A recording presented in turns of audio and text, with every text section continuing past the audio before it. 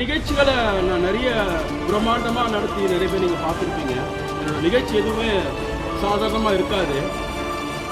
நிறைய நண்பர்கள்லாம் வந்து எனக்கு சொல்லுவாங்க, சங்கர் படுத்து பிரம்மாண்ட மாதிரி ரஞ்சன் வந்து அரசு ரீதியாக பிரம்மாண்டமாக செய்வாருன்ட்டு. ஆனால் என் பையனுடைய ஒரு பிறந்தநாளை கூட நான் பிரம்மாண்டமாக கொண்டாடுறதே இல்லை. ஆனால் அவன் வந்து எந்த கோயிலுக்கு போனாலும் வேண்டுவான், எங்கள் அப்பா எம்எல்ஏ ஆகிடணும், எங்கள் அப்பா எம்எல்ஏ ஆகணுன்ட்டு. அவனை பார்த்து நான் என்ன சொல்ல போகிறேன்னு தெரியல. தயவுசெய்து என்னை யாரும் ஃபோன் பண்ணி என்னை ஆறுதல் படுத்துகிற, எனக்காக வருத்தப்படுறேன்ற போக்கில் என்கிட்ட ஃபோன் பண்ணி பேசணும்னு நினைக்காதீங்க.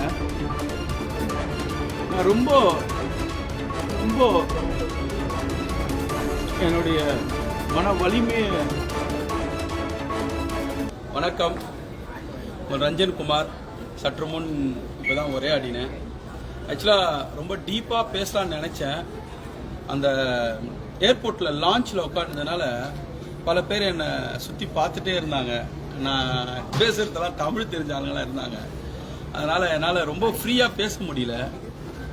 இருந்தாலும் சில விஷயங்கள் என்னால் பேசாமே இருக்க முடியல. அதனால இந்த 2வது வீடியோ உங்களுக்கு போடுறேன். தேசிய தோழர்கள், நண்பர்கள், சகோதர சகோதரிகள்கிட்டலாம் நான் நிறைய ஈஸியாக பேசிட்டேன். உங்களெல்லாம் நிறைய பேர் பண்ணிட்டேன்.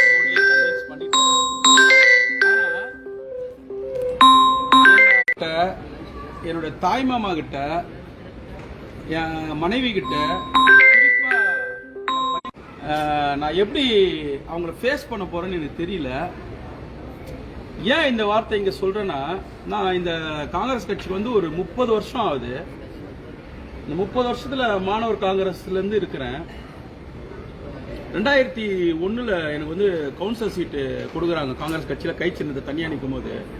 அப்போ 1000 இருக்கிற வீட்டை வந்து எனக்கு ஒரு 12 லட்சத்துக்கு விற்று எங்கள் அம்மா கொடுக்குறாங்க. இன்னைக்கு அந்த வீடுடைய ஒர்த்து வந்து 4 கோடி ரூபாய் இருக்கும். அது மட்டும் இல்லை, அப்போ மாணவர் காங்கிரஸில் நான் நிறைய முறை சொன்ன விஷயந்தான். ஆனால் நவீன் நிறைய நிகழ்ச்சியெல்லாம் எங்களை சொல்லுவார், போவார், வருவாருன்ட்டு. அப்போ காதில் இருக்கிற கம்மல், கழுத்தில் இருக்கிற செயின், சில நேரங்களில் மூக்குத்தி, கொலுசு இல்லை எங்கள் அம்மா எங்கள் தங்கச்சியெல்லாம் எனக்கு கழட்டி கொடுப்பாங்க அரசியலுக்காக. அதுக்கப்புறமா தாய் மாமன்னு சொன்னல, எங்கள் அரிமாமா, அவர் வந்து பார்த்தீங்கன்னா எனக்கு வந்து பல நேரங்களில் தாய்க்கு பின் தாய் மாமன் பேர் வந்தது. அதுதான் காரணம். எங்கள் அம்மா வேலையை அவர் செய்ய ஆரம்பித்தார். அரசியல் ரீதியாக போஸ்டர் அடிக்கிறது, பேனர் அடிக்கிறது, பல விதத்தில் எனக்கு உதவி பண்ணுவார். இதெல்லாம் அப்படியே கடந்து வந்து ஓரளவுக்கு ஒரு பொசிஷனில் அரசியல் ரீதியாக வந்ததுக்கப்புறமா எந்த விதத்துலையும் அதுக்கப்புறம் தேர்தலில் வாய்ப்பே கிடைக்கிறதில்ல. கல்யாணம் ஃபிக்ஸ் ஆயிடுச்சு. கரெக்டாக வந்து பார்த்தீங்கன்னா ஏப்ரல் மாதம் என்னோட நிச்சயதார்த்தம் 2015 நடந்தது. ஏப்ரல், மே மாதம், ஜூன் மாதம் என் கல்யாணம். மே மாதம் தலைவர் சிதம்பரம் வந்து பாபா சாஹேப் அம்பேத்கருடைய பிறந்தநாள் விழா பெரிய பொதுக்கூட்டம் நடத்துங்கன்றாரு. எனக்கு கல்யாணமே ஆகலை. நான் நிச்சயம் பண்ண பொண்ணு எனக்கு 50 சவரன் நகையை என் கையில் கொடுத்து நீ அந்த கூட்டத்தை நடத்துனுச்சு. இனி வரைக்கும் அந்த நகையை எடுத்து தரல. அது மாரவடிகளில் தான் வச்சேன், அது போச்சு. அதுக்கப்புறமா தான் கல்யாணம் ஆச்சு. அந்த வாங்கி கொடுத்த அவங்க வச்சிருந்த நகைலாம் நான் வச்சு அந்த கூட்டத்தை நடத்திட்டேன். கூட்டத்தை ரொம்ப பெரிய சக்ஸஸ்ஃபுல்லாக ஆனேன். ஆனால் கல்யாணத்தில் வந்து என் மனைவி வந்து ஒரு ஆர்டிஃபிஷியல் நகையை தான் போட்டு கல்யாணத்தில் உட்காந்தாங்க. நான் இது வரைக்கும் யார்கிட்டையும் அதை சொல்லுதில்லை. அதுக்கப்புறமா பல விஷயங்கள் எல்லாத்தையும் இப்போ ஒரு சின்ன வீடியோவில் சொல்ல முடியாது. ஒரு 6 வருஷத்துக்கு அப்புறமா என் பையன் பிறகுறான் 2021. நான் இப்போ காங்கிரஸ் கட்சியில் மாவட்ட தலைவராக இருக்கேன். நான் பாபா சாஹேப் அம்பேத்கர் சிலையில் ஏப்ரல் 14ஆம் தேதி 2021 அரக்கோணத்தில் இரட்டைக்கொலை நடக்குது. அதுக்கு நீதி கேட்டு பெரிமேடில் அம்பேத்கர் சிலையாண்ட இரட்டை தலித் கொலை நடக்குது. அதுக்காக நீதி கேட்டு ஒரு உண்ணாவிரதம் இருக்கிறேன். அப்போ எனக்கு நிறைய முறை ஃபோன் பண்ணுறாங்க எங்கள் வீட்டிலேருந்து, என் மாமியார் எல்லாம். என்னால் எடுக்க முடியல உண்ணாவிரதம்னால. என் தம்பி எனக்காக எப்பவுமே ஒரு தேரோட்டி, எனக்காக கிருஷ்ணன் மாதிரி இருக்கிற தம்பி பிரபா வந்து ஃபோன் எடுத்து கொடுக்குறாரு. ஆனால் உங்களுக்கு நிறைய முறை ஃபோன் பண்ணுறாங்களாம், நீ எடுக்கல அப்படின்ட்டு. என்னப்பாண்ணா, இல்லைண்ணா என்னன்னு சொல்ல மாட்டேறாங்க, ரொம்ப அர்ஜென்ட் கொடுன்றாங்கன்னு கேட்டால், உங்களுக்கு மகன் பிறந்திருக்கிறான் அப்படின்னு சொல்லிட்டு ஏப்ரல் 14 பாபா சாஹேப் பிறந்த நாள் அன்னைக்கு எனக்கு என் பையன் பிறக்கிறான். அப்போது நான் உடனே போகல. ஏன்னா அந்த உண்ணாவிரதம் வந்து முடியறதுக்கு 6 மணி ஆயிடுச்சு. அதுக்கப்புறம் தான் போனேன். இது ஏன் சொல்கிறேன்னா, என் பையனுக்கு இப்போ ஒரு 5 வயசு பர்த்டே வரும்போது பல நிகழ்ச்சிகளை நான் நிறைய பிரம்மாண்டமாக நடத்தி நிறைய பேர் நீங்கள் பார்த்துருப்பீங்க. என்னோட நிகழ்ச்சி எதுவுமே சாதாரணமாக இருக்காது. நிறைய நண்பர்கள்லாம் வந்து என்ன சொல்லுவாங்க,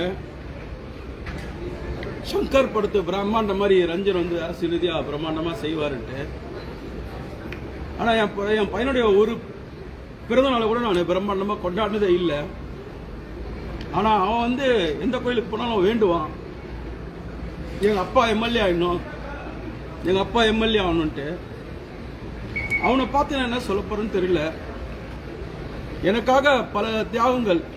மாசத்துல 30 நாள்ல என் பொண்டாட்டியை வந்து ஒரு 5 நாள் பார்ப்பேன். அரசியல் ரீதியாக பல பிரயாணங்கள் பண்ண வேண்டியதுனால குடும்பங்களை நிறைய தவிர்ப்பேன். என் மனைவி பார்த்து என்ன சொல்ல போறேன்னு எனக்கு தெரியல. எங்க அம்மா, நான் இங்க டெல்லி கிளம்பி வரும்போது எங்க அம்மா ஹாஸ்பிட்டல்ல ஐசியூல இருக்காங்க. இப்பதான் முந்தினத்தான் டிஸ்சார்ஜ் ஆகினாங்க. கம்மல், மூக்குத்தி, கொலுசு, கைட்டி குத்த, என் வீடை 1008 வீடை 2001 கிட்டத்தட்ட 25 வருஷத்துக்கு முன்னாடி வித்து கொடுத்த எங்க அம்மா கிட்ட நான் என்னைக்காவது ஒரு நாள் ஜெயிச்சிரோமா, இந்த முறை ஜெயிச்சிரோமா அப்படின்னு சொல்லிட்டு இருந்தேன். அவங்ககிட்ட என்ன சொல்ல போறேன்னு தெரியல. ரொம்ப மன வலிமை உள்ள ஆள் நான். இந்த சமூகத்துக்காக, இந்த கட்சிக்காக நிறைய தியாகங்கள் பண்ணியிருக்கேன் நான்.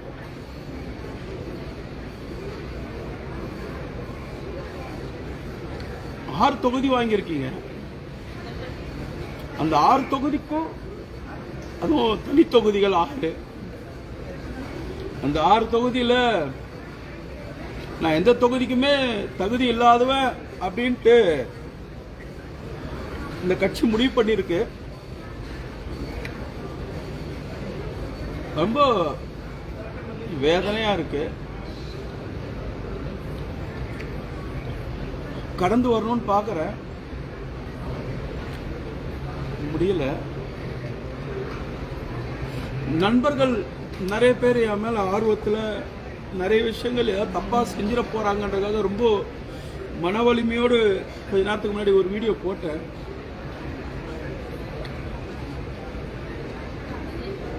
திரும்பி சொல்றேன், நான் இன்னும் கொஞ்சம் ஒரு 2-3 நாள்ல நான் தயார் பண்ணிக்குவேன். தயவுசெய்து என்னை யாரும் ஃபோன் பண்ணி என்னை ஆறுதல் படுத்துற, எனக்காக வருத்தப்படுறேன்ற போக்கில் என்கிட்ட ஃபோன் பண்ணி பேசணும்னு நினைக்காதீங்க. நான் ரொம்ப ரொம்ப என்னுடைய மன வலிமையை இழந்திருக்கேன். இது மேல்பட்டு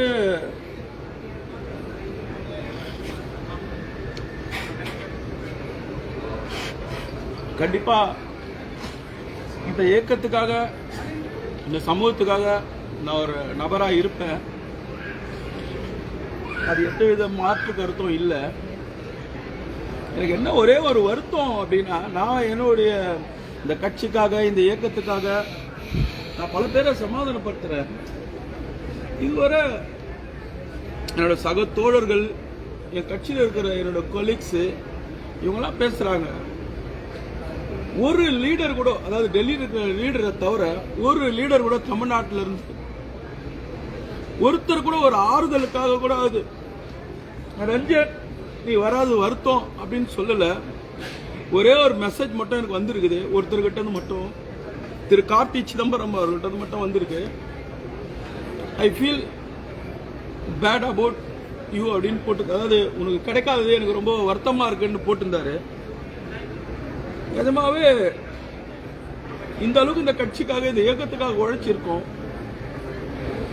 போன முறை மாநில தலைவர் அந்த அழகிரி, பெருமதிப்பிற்குரிய அழகிரி அவர்களுக்காக நான் உழைச்சத தமிழ்நாட்டில் எல்லா லீடரும் அறிவிங்க.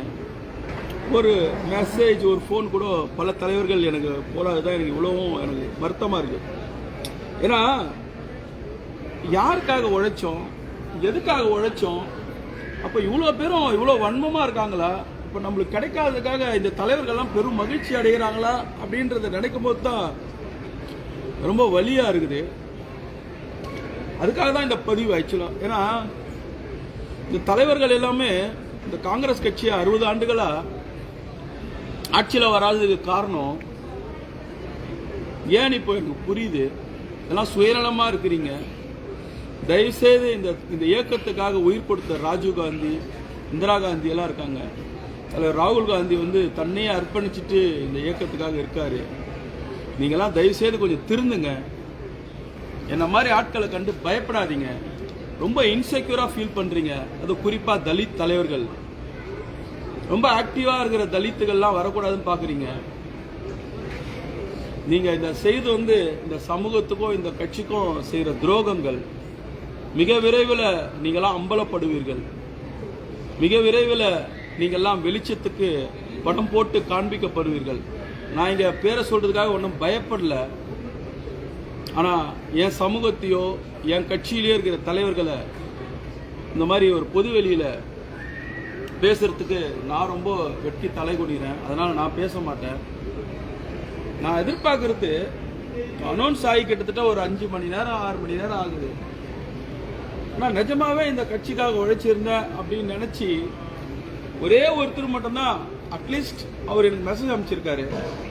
ஒரு தலைவர்களுக்கு கூட எனக்கு கிடைக்கலையன்ற வருத்தம் இல்லை. எல்லாம் மகிழ்ச்சியா இருக்கிறீங்க. பரவாயில்ல, காலம் காத்திருந்து பதில் சொல்லும். நானும் இதற்காக தயங்க மாட்டேன். ஏதோ கொஞ்சம் எமோஷனலாக கொஞ்சம் டவுன் ஆகிருக்குன்னு தவிர கண்டிப்பா உங்களுக்கெல்லாம் ஒரு சவாலா இந்த இயக்கத்தை வளர்க்கறதுக்கும் இந்த சமூக மக்களுக்காக உழைக்கிறதுக்கும் மீண்டும் ஃபீனிக்ஸ் பறவை போல மீண்டும் எழுந்து நிற்பேன். கொஞ்ச நேரத்துக்கு முன்னாடி சொன்ன மாதிரி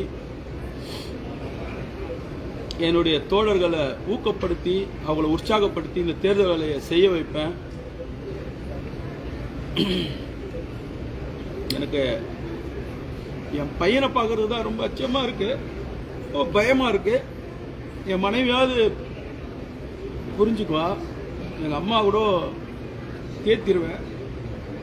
என் பையனை ஏமாத்தி அவனுக்கு சேர வேண்டிய இருக்க அவனுக்கு பதில் சொல்றது அவனை பார்க்கறது தான் எனக்கு ரொம்ப கஷ்டமான விஷயம். நான் பார்க்கிறேன். மிக விரைவில் ஒரு 1-2 நாள்ல தேறிடுவேன். என்னை நான் தயார் பண்ணிக்குவேன். தோழர்கள் தயவுசெய்து இந்த மாதிரி ஏதோ ஒரு 2-3 நாள் கழிச்சு உங்களாம் சந்திக்கிறேன். நம்ம வேலைகளை தொடருவோம். திரும்பி ஒரு முறை சொல்றேன், என்னை கண்டு பயப்படுற தலைவர்களுக்கு சொல்றேன், நீங்கெல்லாம் எக்ஸ்போஸ் ஆயிருக்கீங்க. என்னுடைய வேலை உங்களுடைய எக்ஸ்போஸ் பண்றது என்னோட வேலை இல்லை. என்னுடைய வேலை இந்த கட்சியை தமிழ்நாட்டில் வளர்க்கறது. இந்த சமூகத்தின் குரலா தலைவர் ராகுல் காந்தி எனக்கு சொல்லியிருக்காரு, தலைவர் கார்கே அவர்கள் சொல்லியிருக்காரு. அந்த வழிகாட்டுதல் படியில மீண்டும் இந்த சமூகத்தின் முகமா நான் இருப்பேன். என்னை ஏதோ சட்டமன்ற உறுப்பினரா வருவதை தவிர்த்திருக்கலாம், அதற்கு முன்னாடி மாமன்ற உறுப்பினரா வருவதை தவிர்த்திருக்கலாம். ஆனால் ஒரு நாள் மிகப்பெரிய இடத்துல வருவேன். நீங்கள் எல்லாம் தவிர்க்க முடியாத இடத்துக்கு வருவேன். அதனால என்ன ஏதோ இந்த சட்டமன்ற தேர்தலில் என்னை புறக்கணிச்சதுனால, எனக்கு வாய்ப்பு கொடுத்ததுனால இந்த கட்சியை விட்டு ஓடிடுவேன், ஒளிஞ்சு போயிடுவேன் அப்படின்னு ஒரு அற்ப சந்தோஷத்தில் இன்னைக்கு 1 நாள் 2 நாள் இருந்துக்குங்க. மீண்டும் மிக எழுச்சியோடு வந்து உங்கள் முன்னாலும் மக்கள் முன்னாலும். இன்னொரு விஷயம் சொல்ல மறந்துட்டேன். என் ஃப்ளாட்லேருந்து என்னுடைய செக்ரட்டரி எனக்கு ஃபோன் பண்ணாரு ஒரு மதியானம். ஆனால் இன்னைக்கு இந்த கட்சி அதை உணர்தோ இல்லையோ, மோடி உணர்றாரு. மோடி சென்னைக்கு வந்துட்டு ஏதோ பாண்டிச்சேரி போயிருக்காராம். என் வீட்டில் 4 போலீஸ் காவல் இருக்காங்க. நான் டெல்லியில் இருக்கேன்னு தெரியும், நான் சென்னையிலே இல்லைன்னு தெரியும். இருந்தாலும் என் வீட்டுக்கு முன்னாடி 4 போலீஸ் காவல் இருக்காங்க. காங்கிரஸ் கட்சிக்கு என்னுடைய வலிமை இல்லை. ஆனால் மோடிக்கு பிஜேபிக்கும் நான் எவ்வளோ ஒரு மோடி RSS எதிர்ப்பாளன்றது தெரிஞ்சிருக்குது. இந்த நேரத்தில், இந்த கஷ்டமான துயரமான நேரத்திலையும் அது ஒரு மகிழ்ச்சியா இருக்குது. ஜெய் பீம், ஜெய் காங்கிரஸ். தலைவர் ராகுல் காந்தியும் தலைவர் மல்லிகார்ஜுன கார்கே அவர்கள் பின்னால் அணிவகுப்பேன். நன்றி, வணக்கம்.